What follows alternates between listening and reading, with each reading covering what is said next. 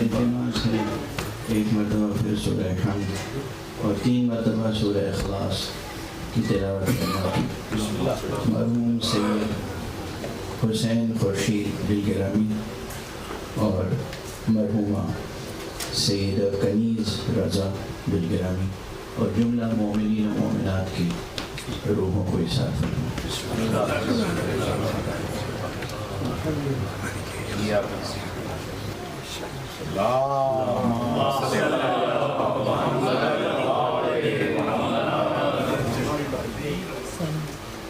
اعوذ باللہ من الشیطان الرجیم، بسم اللہ الرحمن الرحیم، الحمد للہ رب العالمین، والصلاة والسلام على أشرف الخلائق أجمعين، سيدنا وسيد الأولين والآخرين، حبيبنا وحبيب إله العالمين، إمام المرسلين وخاتم النبيين، شفيع المذنبين ورحمة للعالمين، أبي القاسم المصطفى محمد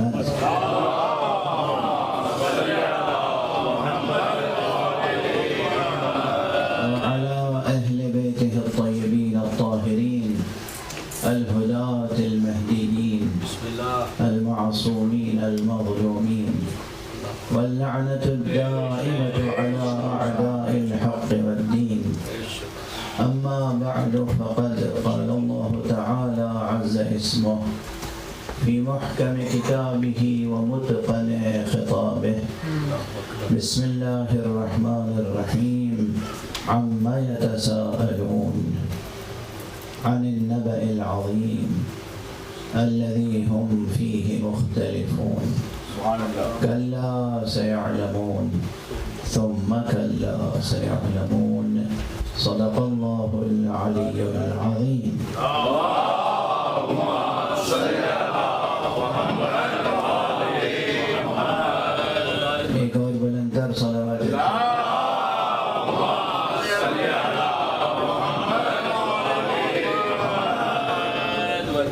آج موضوع قیامت کا ہے۔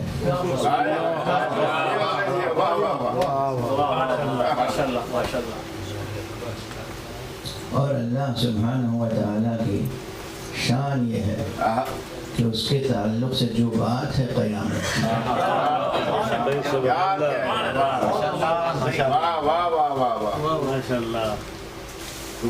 اللہ سبحانہ و تعالیٰ کی جو بات ہے، جو شان ہے، قیامت کی ہے۔ جو اس بات کو سمجھ لے اس کے لیے قیامت ہے۔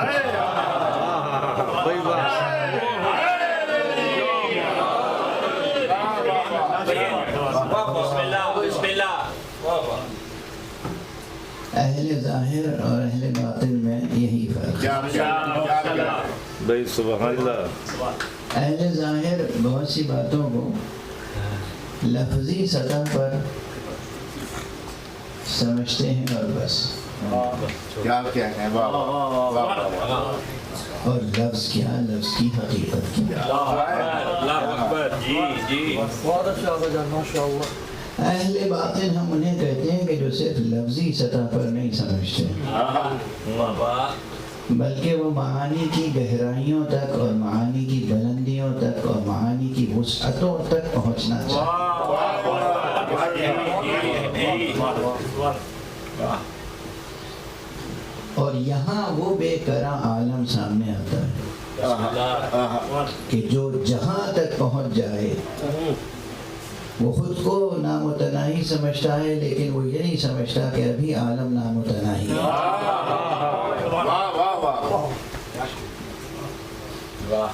عالم باطن کی اضافیتیں، وہ جو ریلیٹیویٹی ہے، کہ نامتناہی سرحد پہ کھڑے ہو کے یہ سمجھنا کہ متناہی ہیں، اور متناہی سرحد پہ کھڑے ہو کے سمجھنا کہ نامتناہی ہیں۔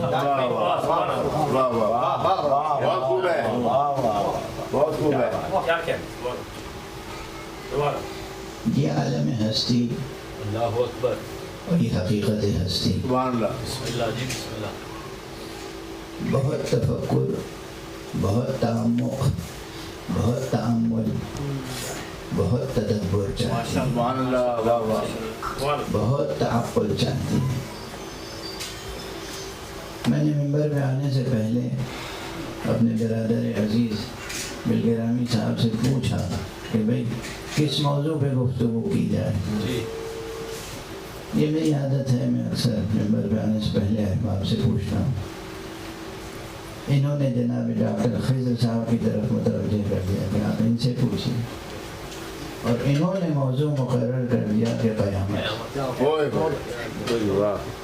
اصل میں اس مرتبہ کراچی میں اس امام بارگاہ میں جسے میں شعب ابی طالب کہتا ہوں،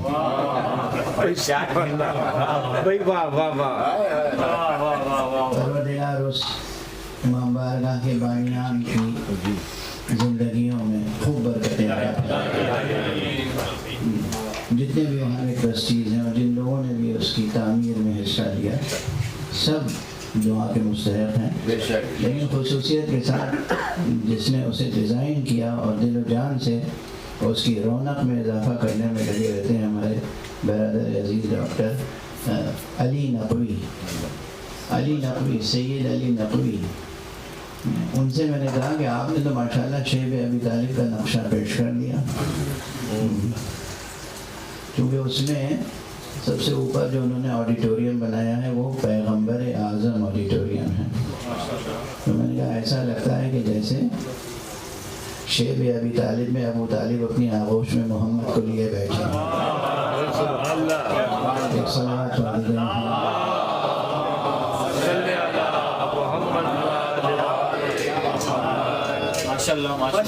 تو وہاں جو مجلسیں ہوئی تھیں اس میں میرا موضوع تھا قیامت، آخرت، برزخ وغیرہ. موضوع بہت بڑا تھا، 5 مجلسوں میں کچھ بھی نہیں عرض کر سکا، اور یہ چاہتے ہیں کہ آج ایک مجلس میں یہ ان کی طرف سے قیامت ہے جو مجھ پہ نہ آپ حضرات سب ماشاءاللہ اہل دانش ہیں، اہل بینش ہیں، اور وہ تمام ذہانتیں جو فضائے مجلس حسینی میں پرواز چڑھتی ہیں، ان ذہانتوں کی کیفیت ہی عجیب ہوتی ہے. ناقابل بیان باتوں کو سمجھ کے اٹھتی ہیں وہ ذہانتیں. اب دیکھیے جو قیامت کا موضوع ہے اسے کیا سمجھتے ہیں لوگ؟ وہ ابتدائی دینیات کی کتابوں میں جو ایک سطر میں لکھا ہوا ہے، یعنی ایک دن آئے گا یہ سب دنیا ختم ہو جائے گی اور اللہ سبحانہ و تعالیٰ سب کا حساب کتاب کرے گا، اور جو اچھے لوگ ہوں گے نیکوکار انہیں جنت میں بھیجے گا، اور جو نیکوکار نہیں ہوں گے انہیں دوزخ میں بھیجے گا. تو خلاصہ مضمون تو یہی ہے، لیکن اس مضمون کی تفصیل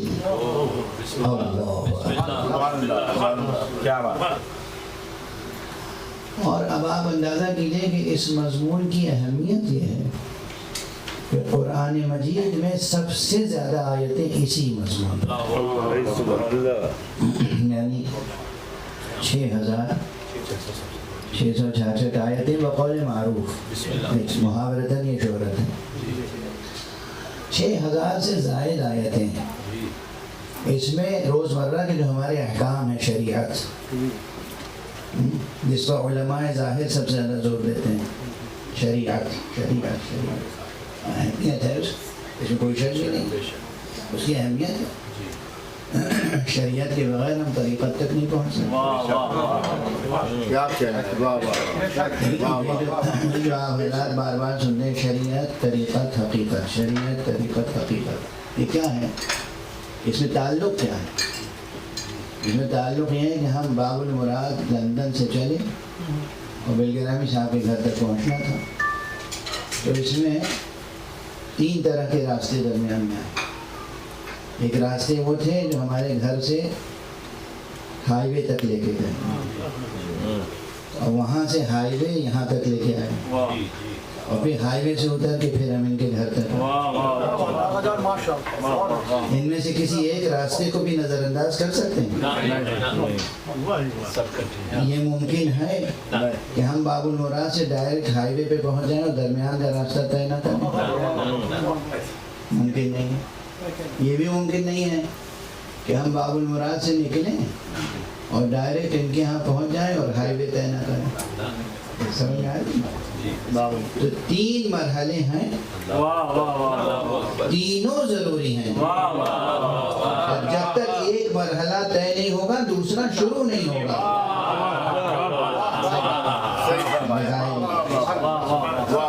تو شریعت پر عمل ضروری ہے، جب تک شریعت پر کامل عمل نہیں ہوگا طریقت تک پہنچ نہیں سکتا، اور جب تک شریعت اور طریقت دونوں سے وابستگی نہ ہو جائے حقیقت جل بگر ہو نہیں سکتی۔ تو یہ جو بعض حضرات ملتے ہیں نا آپ کو، جنہیں یہ بھی نہیں معلوم کہ عرفان عین سے لکھا جائے گا کہ الف سے۔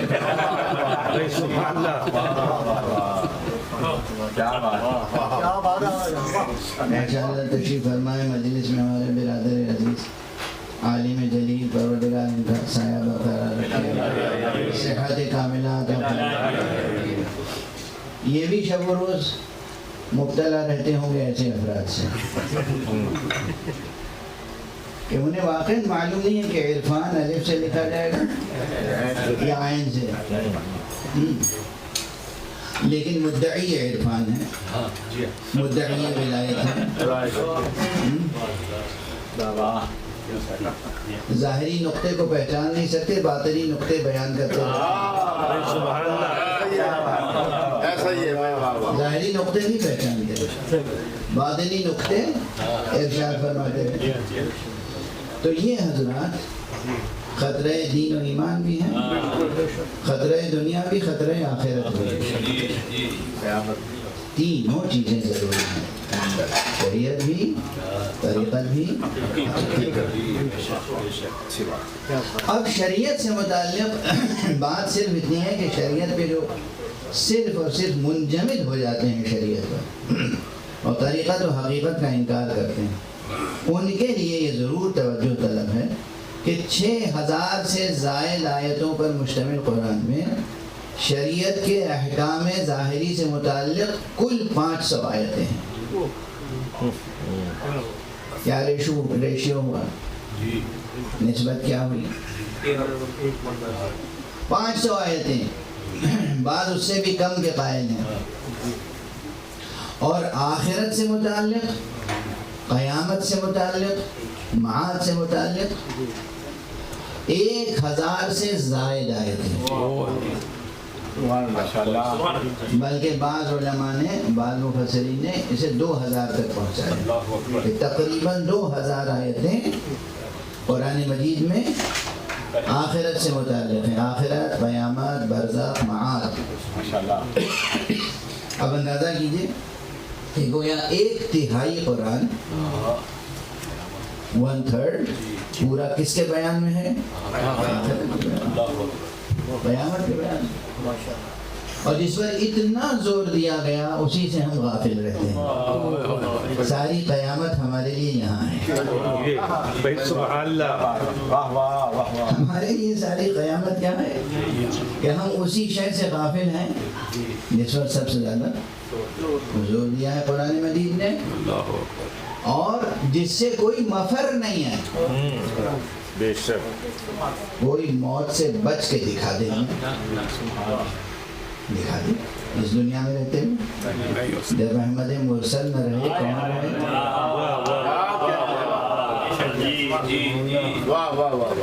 اس دنیا میں موت ایک یقینی امر ہے، اور وہ تکوینی حقیقت ہے، وہ وجودی حقیقت ہے۔ لوگ دنیا کو فنا سمجھتے ہیں، میں کہہ رہا ہوں وہ تکوینی حقیقت ہے، وہ وجودی حقیقت ہے جو اللہ نے اس عالم ہستی میں اپنی حکمت کاملہ سے رکھی ہے کہ جس سے گزرنا جس سے روبرو ہونا ہر ایک کے لیے ضروری ہے، چاہے وہ نبی مرسل ہی کیوں نہ ہو، چاہے وہ ملک مقرب ہی کیوں نہ ہو،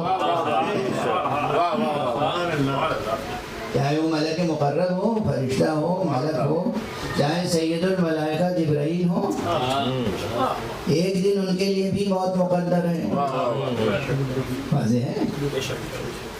تو اس لحاظ سے موت کا موضوع خود بہت اہم ہے۔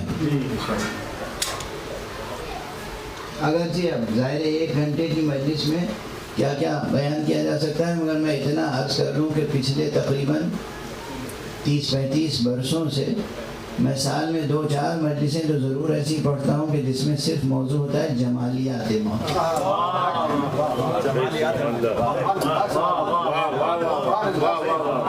جمالیات موت، موت بھی وہ شے نہیں ہے جس سے خوف کھائیں، اور خاص طور سے مومن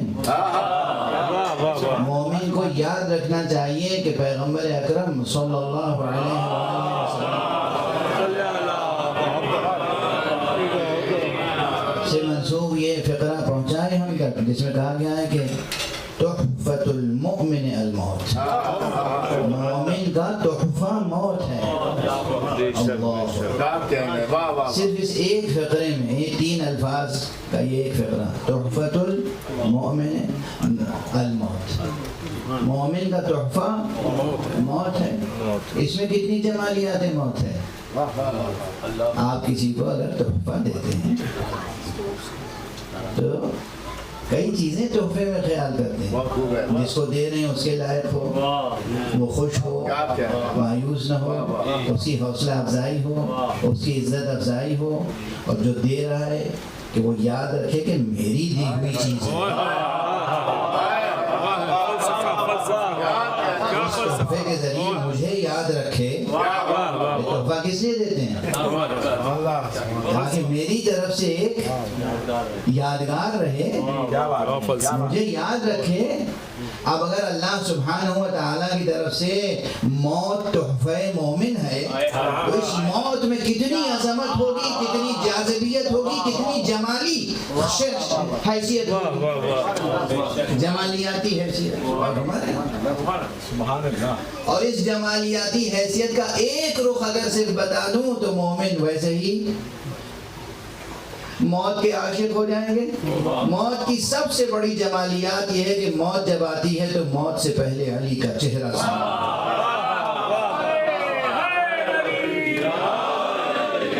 صلوات پڑھ دیجیے محمد،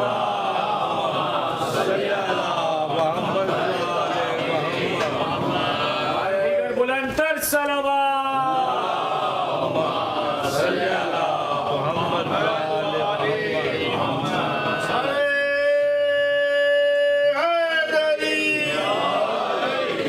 اب دیکھیں یہ واقعیت ہے جس پر مولا امیر المؤمنین علی بن ابی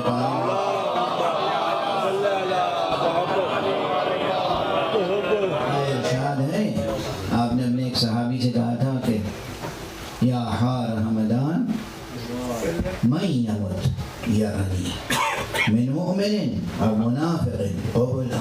اے حارث حمدانی، آپ کے ایک صحابی تھے حضرت حارث حمدانی، عظیم شخصیت، اپنی ذات میں ایک انسائکلوپیڈیا، عالم، فاضل، مجاہد، عارف، ادیب، شاعر، بہت بڑی شخصیت تھی حارث حمدانی کی، اور سب سے بڑا جوہر اس شخصیت میں عشق علی تھا۔ مولا کے سچے وفادار تھے۔ اپنے بڑھاپے میں وہ ایک مرتبہ اس طرح سے آئے مولا کے پاس، چلا نہیں جا رہا تھا، عصا ہاتھ میں 2-4 لوگ پکڑے ہوئے، پاؤں گھسٹتا ہوا اور لڑکھڑاتے ہوئے چلے آ رہے تھے۔ حضرت علی سے دیکھا نہیں کہ اپنی جگہ سے کھڑے ہوئے، قریب بلایا، اٹھایا، حارث حارث کیوں آئے ہو، کیا ہوا؟ نہیں جیسے کوئی بات ہو گئی کہ آپ اس حالت میں لڑکھڑاتے ہوئے، لرزتے کانپتے، سہارا لیتے ہوئے چلے آئے۔ جواب کیا تھا؟ حبک یا علی۔ پڑھیے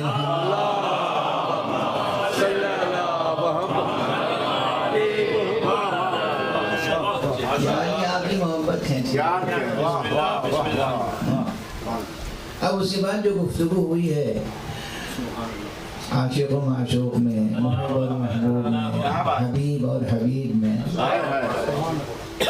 حبیب اور محب میں، وہ طویل گفتگو بڑی پر اسرار ہے. یعنی صرف اس گفتگو کو موضوع بنایا جائے تو کم سے کم 30 مجلسیں چاہیے جس میں اس کی تشریح و تفصیل تھوڑی بہت آ جائے.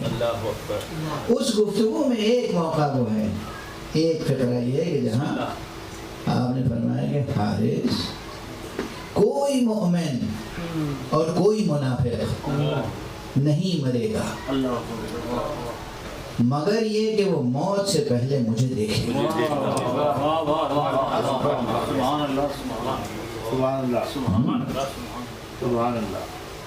تو مومن کے لیے تو جمالیات موت پہلے ہی لمحے میں کمال تک پہنچ جاتا ہے.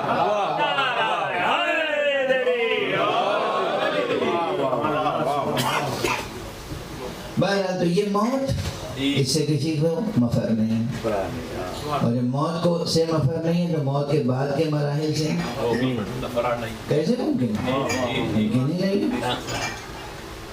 موت ہے تو موت کے بعد کے مراحل بھی سامنے آئیں، اور موت سے شروع ہو جاتے ہیں مراحل آخرت کے، قیامت کے. گویا کسی بھی مرنے والے کے لیے قیامت کا پہلا لمحہ لمحہ مرگ ہے، اور آخرت کا پہلا مقام، پہلی منزل قبر ہے.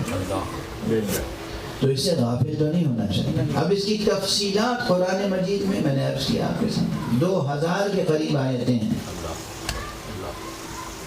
اور اس کے باوجود لوگ ایسے جیتے ہیں کہ جیسے انہیں مرنا نہیں. کیا کہنا ہے، کیا جرأت ہے، کیا جسارت ہے، کیا غفلت ہے، کیسی غفلت سی غفلت ہے، کیا جہالت ہے. اس سے بڑی جہالت کیا ہوگی؟ جہالت ویسے لفظ زبان پر آ گیا تو میں اس کی بھی تشریح کروں. بسم اللہ. کہ عربی زبان میں جہل کے 3 معنی ہیں. سبحان اللہ. ہم لوگ اردو میں آپ نے بالکل برمحل سبحان اللہ کہا. جہل کے 3 معنی ہیں. ایک صلوات پڑھ دیجیے.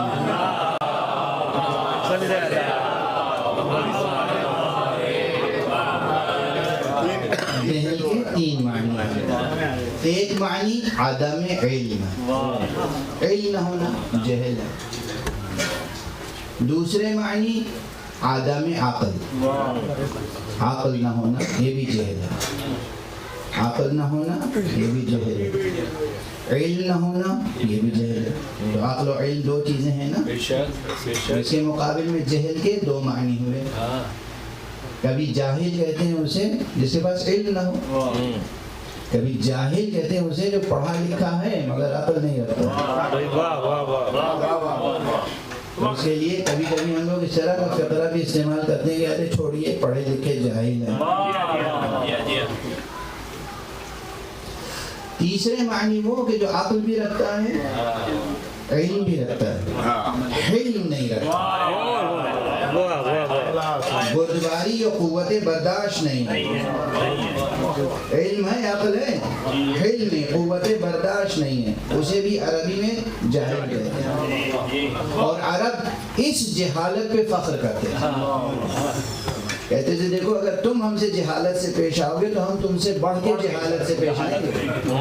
یعنی اگر تم بات برداشت نہیں کرو گے تو ہم بھی برداشت نہیں کریں گے. اب وہ اشعار بھی ہیں اس موضوع پر جو میں نقل نہیں کرنا چاہتا. عربی کا ذوق نہیں ہے، عربی کا مجمع نہیں ہے تو عربی اشعار کوٹ کرنے سے کوئی فائدہ نہیں. تو 3 معنی جہل کے ہیں، اور جس میں 2 قسم کی جہالتیں ہوں. یہ بچوں کو یاد رہ جائے لطیفے کے طور پر بات، تو اس لیے کہہ رہا ہوں کہ ایک قسم کی جہالت ہے تو سمجھیے کہ جہل بسیط ہے، سمپل اگنورنس. اگر دونوں جہالتیں ہیں تو پھر وہ جاہل اسکوائر ہو جائے گا. اور اگر تینوں قسم کی جہالتیں ہیں تو پھر کیوب ہو جائے گا. اب اردو میں ہم نہیں سمجھ سکے تو ہم کہتے ہیں کہ ایک ہوتا ہے جاہل، ایک ہوتا ہے جاہل مرکب، ایک ہوتا ہے جڑیلا جاہل، کسی چھری سے اس کا جہل کٹتا ہی نہیں۔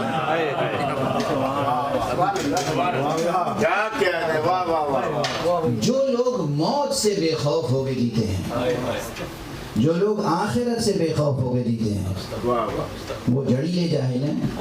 بے شک۔ اور کیا کہا جائے، یعنی ایک وہ حقیقت جس کا انکار ملحد بھی نہیں کر سکتا۔ ملحد خدا کا انکار کر سکتا ہے، موت کا انکار تو نہیں کر سکتا۔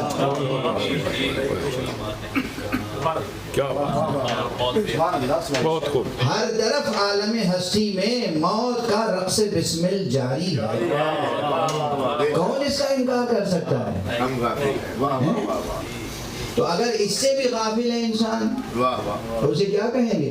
یہ ڈاکٹر صاحبان تشریف فرمائیں جس کے گھر مجلس ہو رہی، خود ڈاکٹر ہے ماشاءاللہ، کوئی ڈاکٹر ہے جو کسی کو موت سے بچا لے؟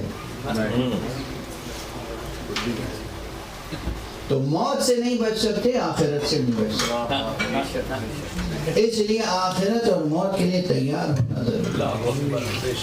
یہ تو عملی جہت ہے، لیکن اب ایک بات عرض کروں، بہت سی باتیں ہیں نا ذہن میں،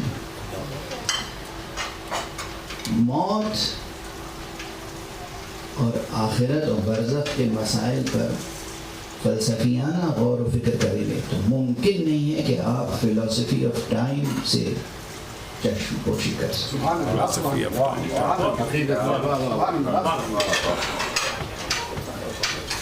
جب ہم مرتے ہیں تو پھر ہمارے لیے ٹائم اسپیس کی حقیقت کیا ہوتی ہے؟ ادھر ایک بچہ پیدا ہو رہا ہے، ادھر ایک بوڑھا مر رہا ہے۔ جو پیدا ہو رہا ہے اس کے ساتھ ٹائم اسپیس کی حقیقت کیا ہے، جو مر رہا ہے اس کے ساتھ ٹائم اسپیس کی حقیقت کیا ہے؟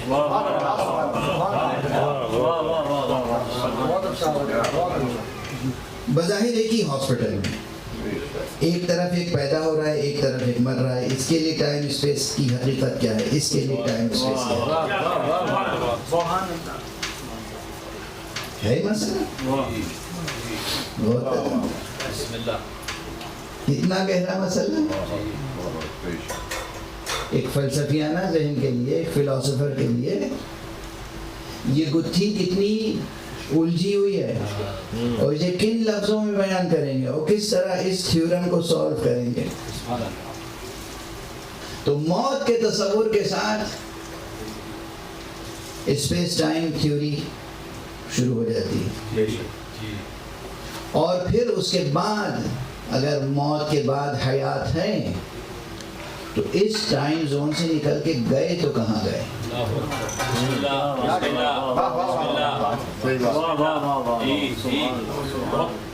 یہاں پر میں ذرا آپ حضرات سے صبر کا مظاہرہ کرنے کی درخواست کروں گا۔ انگریزی میں لے دے کے ایک ہی لفظ ہے ٹائم،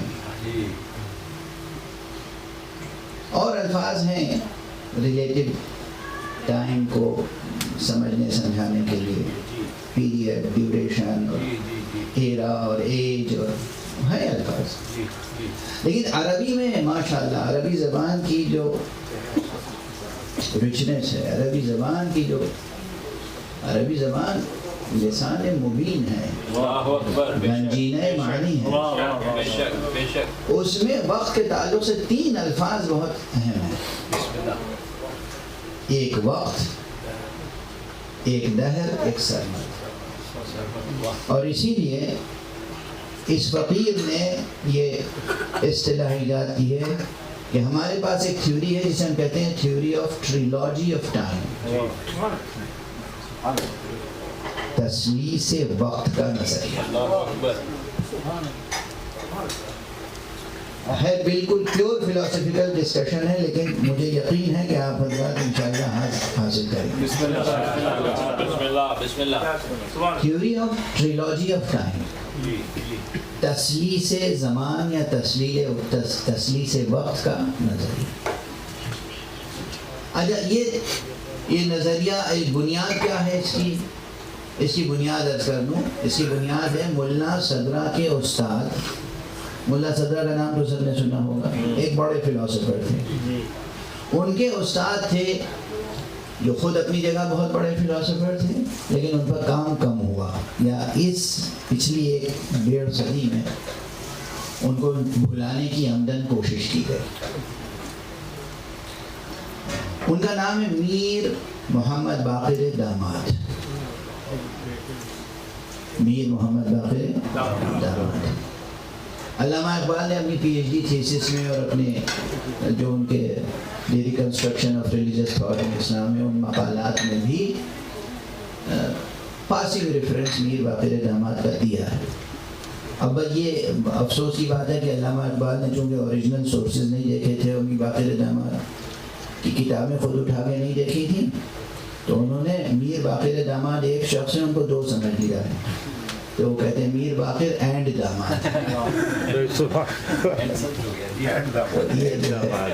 یہ ایک فیکچوئل مسٹیک ہے جو ان کی تھیسس میں اور مقالات میں ہے, اس پہ حیرت ہوتی ہے, افسوس ہوتا ہے.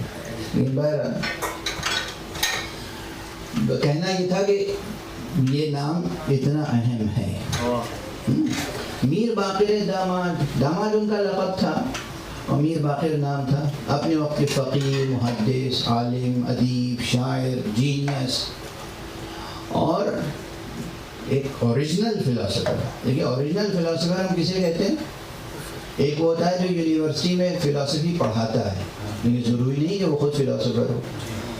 وہ دوسروں کی تھیوریز جانتا ہے اور پڑھاتا ہے, ایکسپلین کرتا ہے, ٹیچ کرتا ہے, ایکسپلین کرتا ہے, لیکن خود کوئی اپنی آئیڈیالوجی نہیں رکھتا.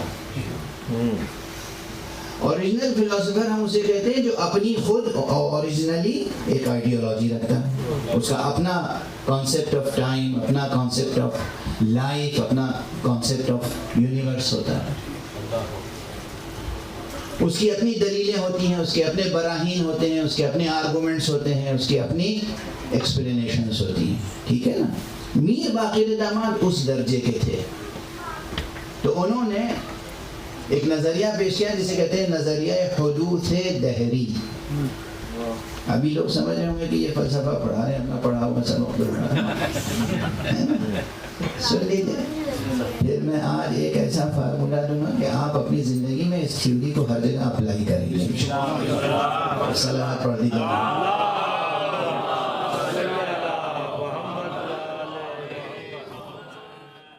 لندن سے مجلس پڑھنے آیا ہوں, جتنا وقت لندن سے یہاں آنے میں لگا ہے کم سے کم اتنا وقت تو مجلس میں لے سکتا ہوں.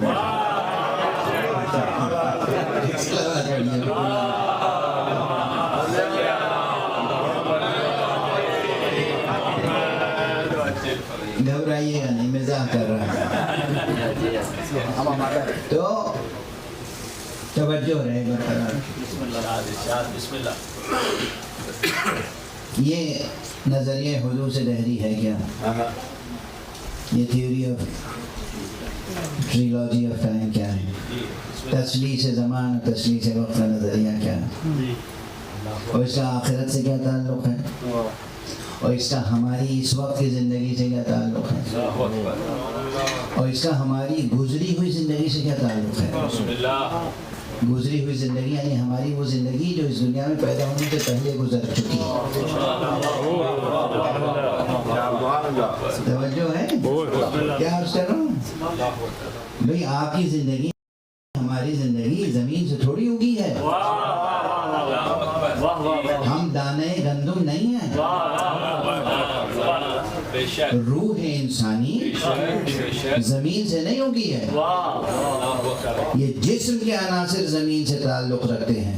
ہماری روح, ہمارے نفس کا تعلق زمین سے نہیں ہے, اور اسی لیے جسم پیوند خاک ہوتا ہے.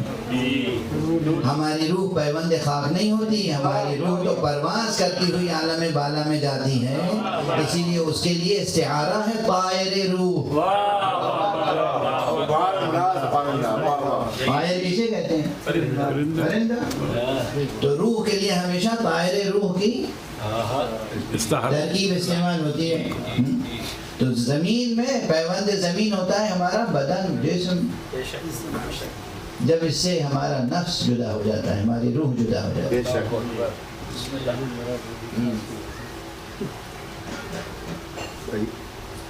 درمیان میں ٹھہر کے ایک بات اور بسم اللہ. جب تک ہمارے جسم میں ہماری روح ہے، نفس ہے، ہمارے جسم سے بدبو نہیں آتی.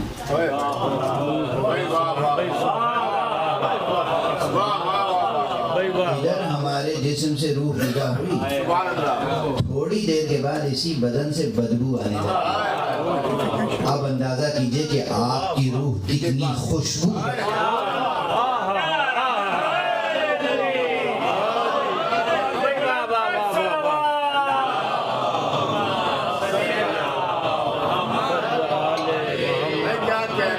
سلامت پڑھ دیجئے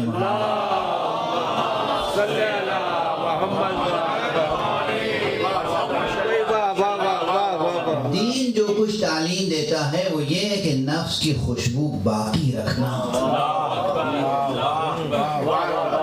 یہ خوشبو ضائع ہونے نہ پائے. یہ خوشبو جو روح میں ہے یہ باقی رہے. یہ خوشبو بہشت کی خوشبو، یہ خوشبو جنت کی خوشبو ہے، اور اس خوشبو کے اضافے اور کمی کی گنجائش نہیں. جتنے تم خوش اخلاق ہوگے تمہارا نفس اس کی خوشبو میں اضافہ ہوگا. اسی لیے اس دنیا میں جو سب سے بڑا انسان تھا وہ اگر کسی راستے سے گزر جاتا تھا تو 3 دن تک اس کی خوشبو میں سلامت پڑھ لیجیے.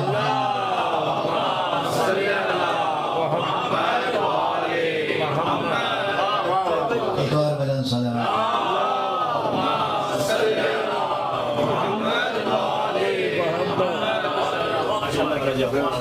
سنی ہے نا یہ بات؟ کہ جب سرکار سرور کائنات حبیب کبریا محمد مصطفیٰ صلی اللہ علیہ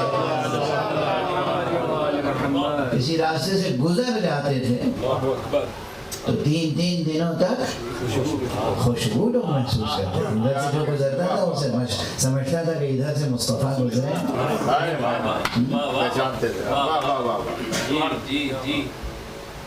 اور پہچاننے والے پہچانتے تھے. مسجد نبوی میں کتنے ہوتے تھے، ہر ایک کو خوشبو نہیں محسوس ہوتی. لیکن گھر میں اگر پیغمبر آ کے چادر اوڑھ کے لیٹ جائیں اور حسن آئے تو ماں سے کہتے تھے مجھے نانا کی خوشبو محسوس.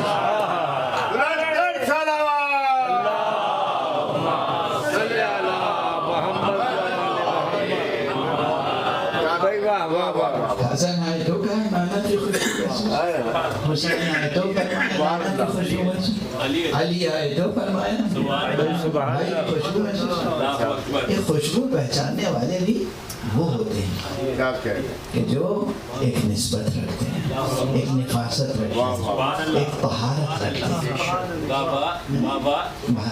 درمیان میں یہ جملہ میں نے ایسے کیا، یہ ایک جملے میں فضائل بھی تھے، حقیقت بھی تھی، موعظہ بھی تھا کہ آپ کے نفس کو اللہ نے ایسا بنایا ہے جس میں بے کراں خوشبو ہے. اور یہ خوشبو ہے جو مادے کی بدبو پہ غالب آ جاتی ہے. اور جب مادے سے جدا ہو جاتی ہے مادہ اپنی بدبو دینے لگتا ہے. تو یہ جو نفس ہے، جو روح ہے، یہ ایک حقیقت ہے ملکوتی، یہ ایک حقیقت ہے جاویدانی، یہ ایک حقیقت ہے آسمانی، یہ ایک حقیقت ہے نورانی، اور ایک مادہ جسم.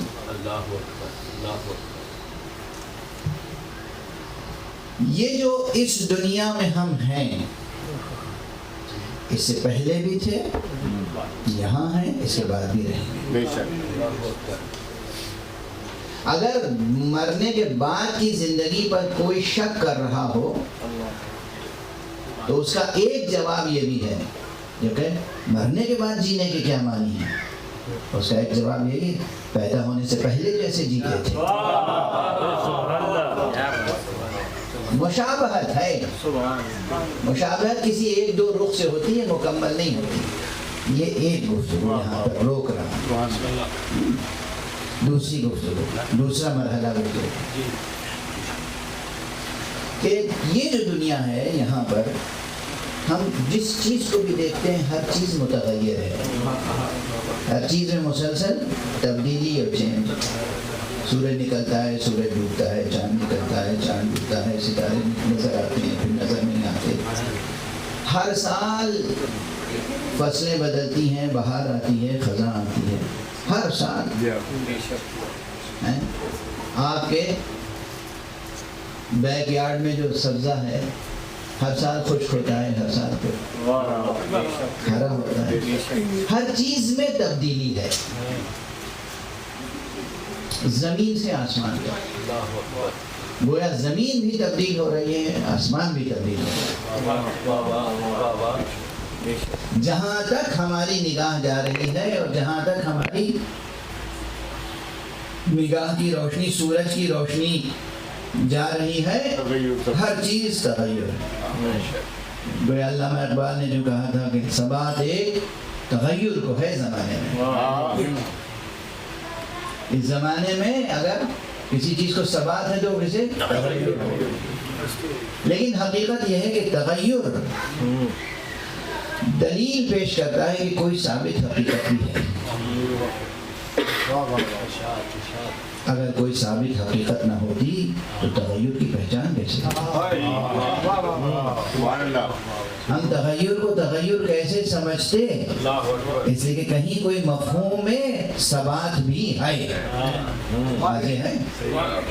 اگر کوئی باقی نہ ہوتی حقیقت تو متغیر حقیقت کی شناخت نہ ہوتی۔ اب تیزی سے آگے بڑھنا ہے تو دو طرح کی حقیقتیں اس کائنات اور ماورائے کائنات وجود رکھتی ہیں، ایک وہ جو مسلسل متغیر ہیں اور ایک وہ جو ثابت ہیں، ساتھ ساتھ چل رہے ہیں، قیامت تک چلنا ہے ساتھ ساتھ۔ ایک صلوات پڑھ دیجیے۔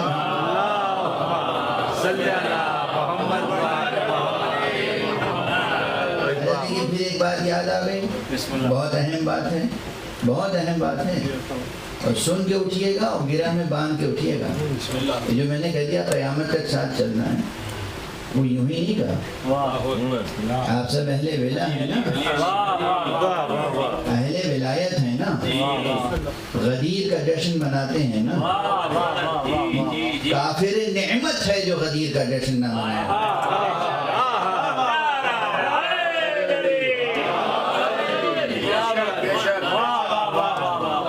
کافر نعمت ہے جو غدیر کا جشن نہ منائے، کم سے کم، یعنی کم سے کم کافر نعمت ہے جو غدیر کا جشن نہ منائے۔ غدیر کے جشن کے کچھ آداب ہیں جو معصوم نے خود بتائے۔ غدیر کا جشن جب منایا کرو تو ہر مولا علی کی ولایت والا ایک دوسرے سے عقد اخوت باندھے، ایک پیمان، ایک عہد، ایک عقد۔ عقد کا ایک ہی معنی جوان سمجھتے ہیں، کہہ دو قبیل دو، سبحان اللہ، میں کیا کہہ رہے ہیں۔ یہ عقد کے بعد کیا ہوتا ہے کہ رشتہ قائم ہو جاتا ہے۔ عقد کی بہت سی قسمیں ہیں، بسم اللہ، اس میں ایک عقد اخوت اسلامی بھی۔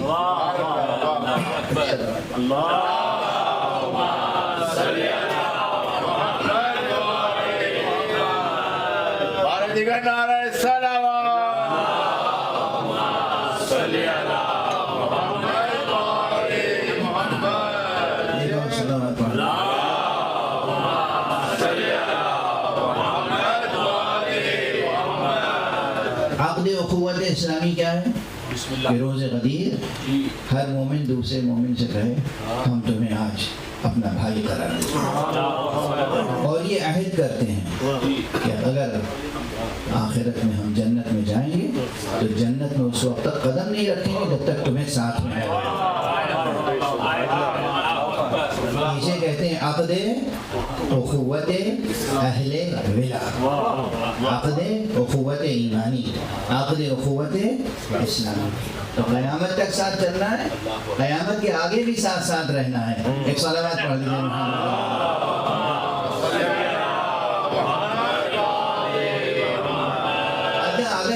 تصور قائم ہو جائے تو کوئی مومن دوسرے مومن سے یہاں دنیا میں لڑے گا، کوئی نفرت کرے گا، کوئی بغض رکھے گا، کوئی حسد کرے گا ایک دوسرے سے؟ اتنی شرم تو رکھو گے آخر میں ہمیشہ ہمیشہ ساتھ میں رہنا ہے، ہمیشہ ساتھ میں رہنا ہے۔ اب آج اگر لڑ لو گے تو وہاں شرم نہیں آئے گی، ہماری برائی کرو گے تو پھر ہم سے آنکھ ملا سکو گے؟ یہ سب قدریں زندگی میں کہاں پروان چڑھائی جاتی ہیں؟ فرش عزائم محمد صلوات۔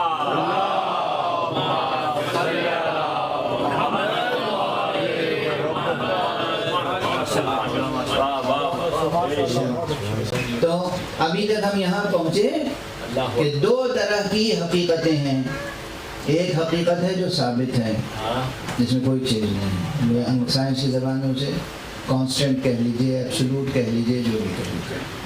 میرا خیال ہے ایبسولوٹ کا لفظ بھی کافی نہیں ہے اور کانسٹنٹ کا لفظ بھی کافی نہیں ہے، بس اس مفہوم کو ذہن سے قریب لے آتا ہے۔ کچھ ثابت حقیقت ہے، اور ثابت حقیقتوں میں سب سے بڑی حقیقت ذات حق کی ہے، اللہ کی ہے۔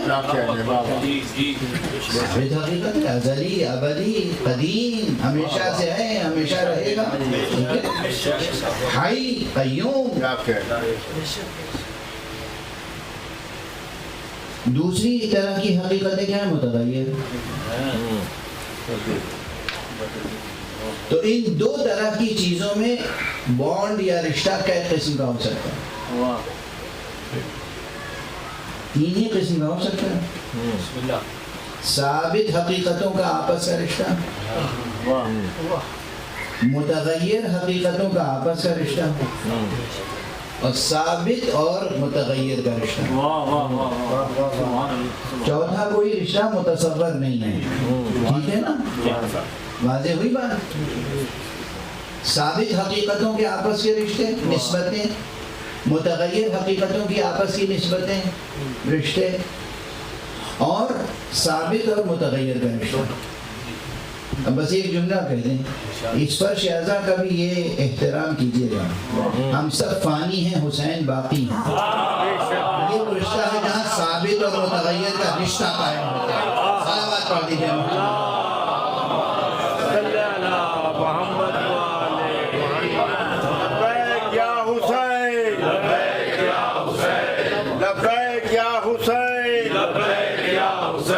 لبیک یا حسین، ارے حیدری۔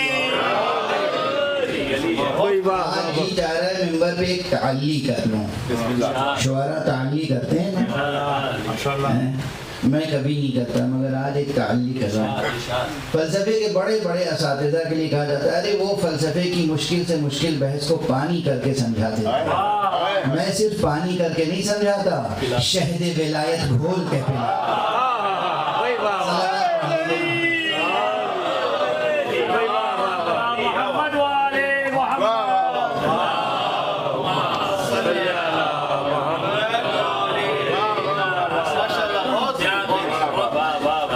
تو اب یہ بات ٹریلوجی آف ٹائم کہاں سے جڑی بات؟ جس زون میں، جس سطح پر، جس عالم میں ثابت کا ثابت سے رشتہ ہوتا ہے وہ ہے سرمد۔ وہ ہے کیا؟ عالم سرمد۔ جہاں متغیر کا متغیر سے رشتہ ہوتا ہے اسے کہتے ہیں زمان یا وقت، اور جہاں ثابت کا متغیر سے رشتہ قائم ہوتا ہے اسے کہتے ہیں دہر۔ یہ ہے ٹریلوجی آف ٹائم، سرمد، دہر، زمان۔ سرمد، دہر، زمان۔ بالکل چھوٹے بچوں کے لیے جو کہ جیومیٹری اور ہر چیز کو بالکل گراف کی شکل میں دیکھنا چاہتے ہیں ان کے لیے ایک مثال دے دوں۔ 3 سرکل کا تصور کیجیے، 3 سرکلز جو تینوں مل رہے ہوں، ان کا ایک نقطہ ہو، ایک پوائنٹ ہو، ٹینجنٹ وہاں بن رہا ہو، ٹھیک ہے؟ اس ایک نقطے پر تینوں مل رہے ہیں، بس ایک نقطے پہ مل رہے ہیں، اور اس میں ایک سرکل ہے جو پورا نظر آ رہا ہے، دو سرکل ہیں جو اتنے بڑے ہیں جو کبھی کمپلیٹ نہیں نظر آ سکتے۔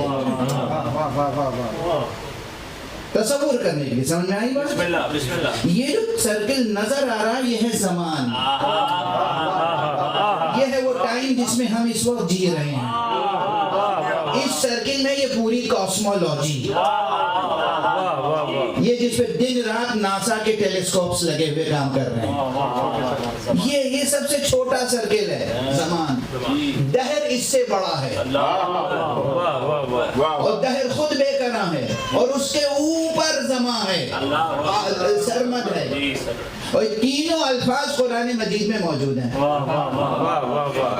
وقت کا لفظ بھی موجود ہے دوسرے صیغوں میں، نماز کے لیے بھی نہیں کہا گیا، کتابوں موقوتا، یہ موقوت لفظ کہاں سے آیا؟ وقت ہی سے تو آیا ہے، ٹھیک ہے۔ اور دہر کا لفظ بھی قرآن مجید میں آیا، هل أتى على الإنسان حين من الدهر لم يكن شيئا مذكورا، اور سرمد کا کلمہ بھی قرآن مجید میں آیا۔ تو یہ ٹریلوجی آف ٹائم ذہن میں رکھیں، یہ تھیوری آئنسٹائن کی نہیں ہے، یہ تھیوری میر باقر داماد کی ہے۔ ایک صلوات پڑھ لیجیے۔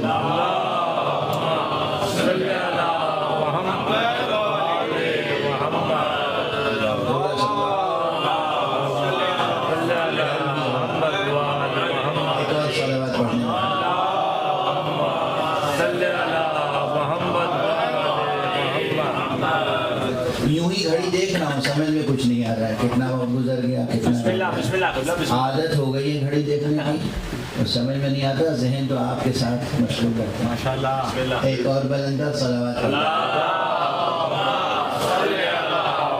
اب تھوڑی سی مثالیں اور دے دوں۔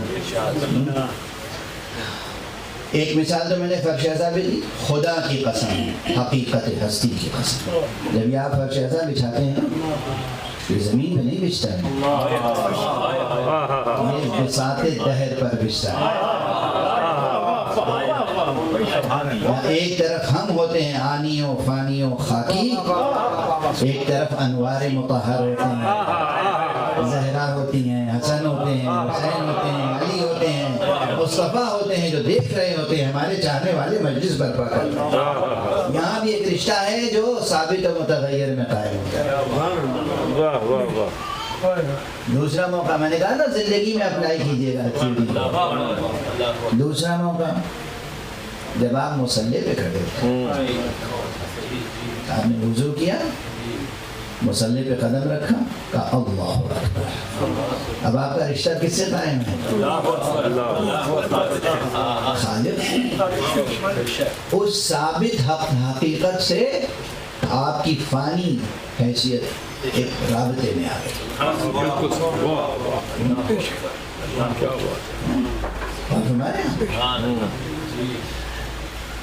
یعنی آپ میں سے ہر ایک دن میں 5 مرتبہ اس پوائنٹ تک پہنچ سکتا ہے جو ٹینجنٹ ہے،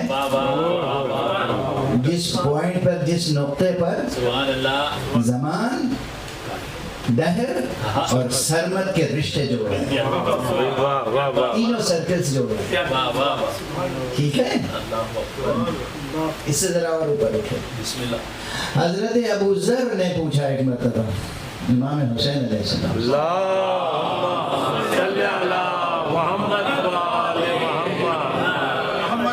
محمد بلندرین صلوات۔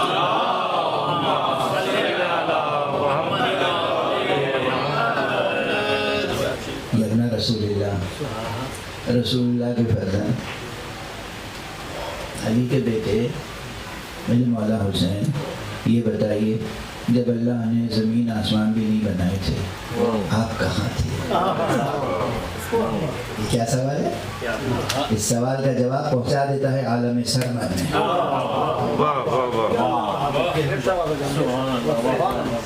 آقا جب یہ زمین آسمان جب نہیں بنے تھے تو اس دن اور رات کا تو تصور تھا نہیں، تو اس وقت یہ ٹائم اس کا تصور تو تھا نہیں، جب ٹائم کا تصور نہیں تھا تو پھر کیا تھا؟ دو ہی دہر تھے، دو ہی زون تھے، یا دہر تھا یا سرمد.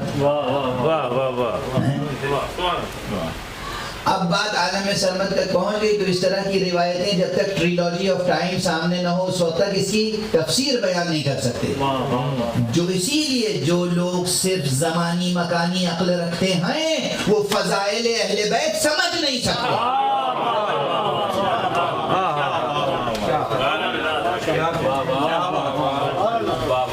جو لوگ صرف میکینیکل ٹائم، ٹیکنیکل ٹائم، اور یہ جو اس وقت یہ ہے اس میں آسمانوں کی گردش اور ستاروں کی گردش سے وجود میں آنے والا وقت، اس وقت کے اسیر ان کی عظمتوں کو کہاں سمجھ سکتے ہیں جو ستاروں کی گردش کو روک بھی سکتے ہیں.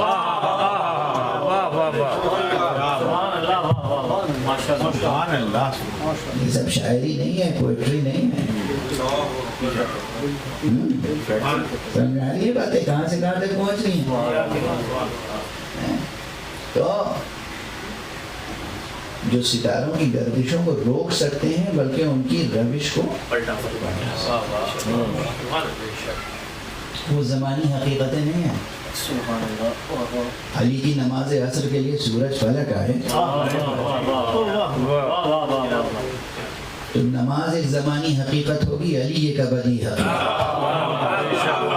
صلوات پڑھ دیجئے محمد.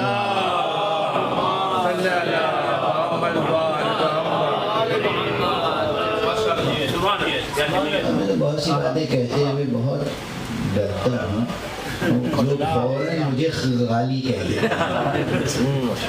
اب یہ سوال اپنی جگہ کہ میں غالی ہوں یا وہ خالی ہے.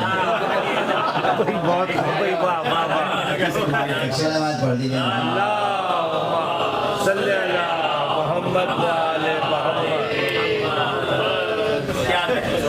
فوراً غالی کا صوفی ہو گیا، غالی ہو گیا. ابو ذر پوچھ رہے مولا آپ کہاں تھے؟ یعنی ہونے میں شک نہیں ہے.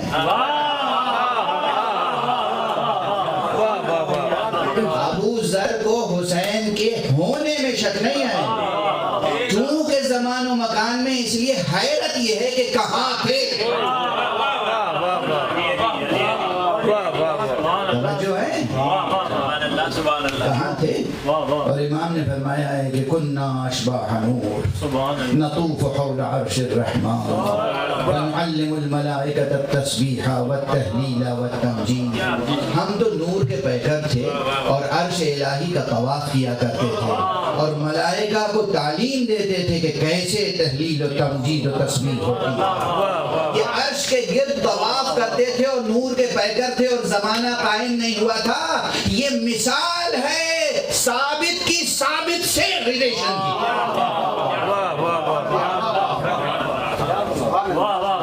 ظاہر حقیقت ابدی یعنی عالم سرمد کی مثال یا عالم دہر کی مثال. سمجھ آ رہی ہے بات؟ بہت سے لوگ بحثیں کریں گے اس پر.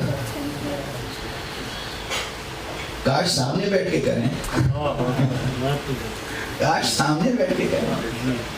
حقیقت ابدی ازلی صرف ایک ذات حق، لیکن اس نے بعض انوار ایسے بنائے ہیں کہ جو انوار شرف رکھتے ہیں، جو انوار صرف زمانی اور مکانی نہیں ہیں.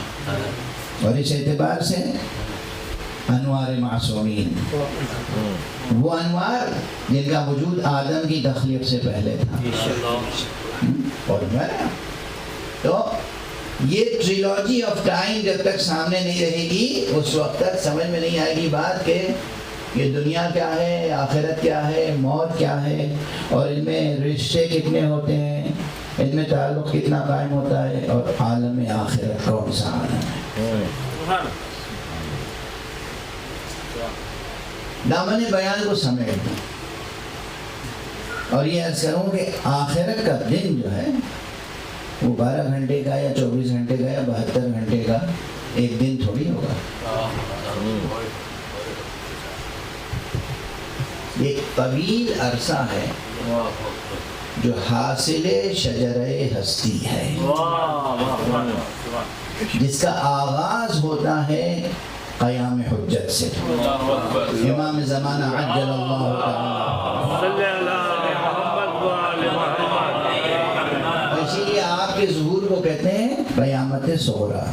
بے شک بے شک. اور پھر مرحلہ وار جو ہمارے یہاں رجعت کا عقیدہ ہے، رجعت کی ایک حقیقت ہے. وہ رجعت کی حقیقت ہمیں زمان کے دائرے سے نکال کے دہر کے دائرے میں پہنچاتی ہے، جہاں ایک کے بعد ایک معصومین کی حکومتیں ہیں. اس لیے یہ آخرت کا موضوع اور قیامت کا موضوع ایسا نہیں ہے جس سے سرسری طور پر گزر جائیں. اور یہی سبب ہے کہ قرآن مجید میں سب سے زیادہ آیتیں اسی موضوع پر ہوئی. ضرورت اس بات کی ہے کہ قرآن کی تمثیلیں، قرآن کی تشبیہیں، قرآن کی ترکیبیں، قرآن کے استعارے، انہیں کوئی باز کرنے والا، کھول کے سمجھنے والا پیدا ہو جائے.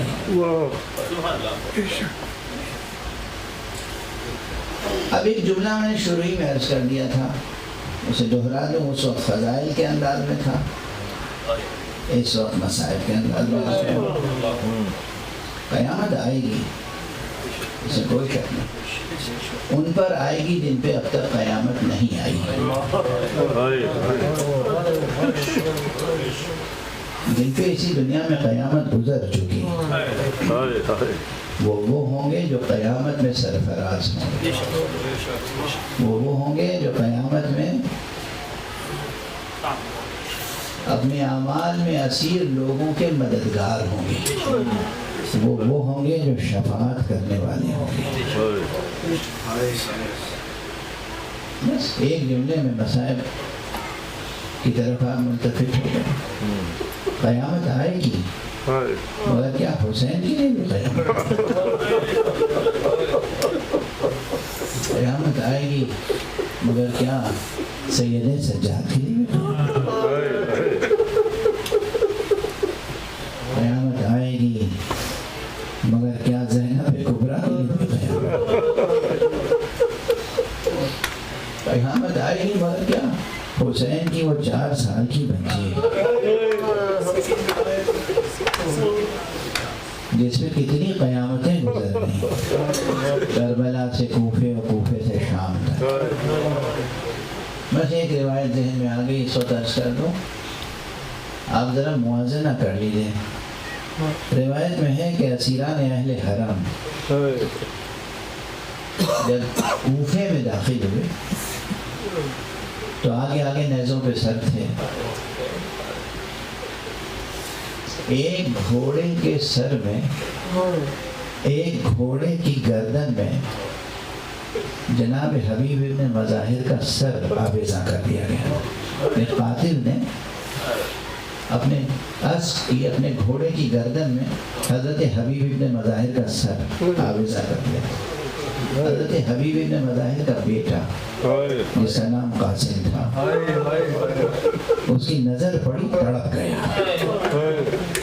بے چین ہو گیا. اور اس نے اس قاتل سے جا کر اپنے باپ کے سر کو طلب کی. بہت منتیں کی، بہت سماجتیں کی، بہت چاہا کہ وہ اس کا سر دے دے بیٹے کو نہیں دیا. بیٹے کے دل میں غیظ و غضب رہا، یہاں تک کہ اس نے اس سے انتقام لیا برسوں کے بعد. میں بس ایک جملہ عرض کرنا چاہتا ہوں، حبیب ابن مظاہر کا بیٹا تھوڑی دیر اپنے بابا کے کٹے ہوئے سر کو نہیں دیکھ سکا. وہ بچے جنہوں نے کربلا سے لے کے کوفے اور کوفے سے شام تک مسلسل ان کی آنکھوں کے سامنے بابا کا کٹا ہوا سر، چچا کا کٹا ہوا سر، بھائی کا کٹا ہوا سر تھا، کس طرح برداشت کیا ہوگا. اور آپ اندازہ کر سکتے ہیں کہ ظلم کی انتہا کیا تھی.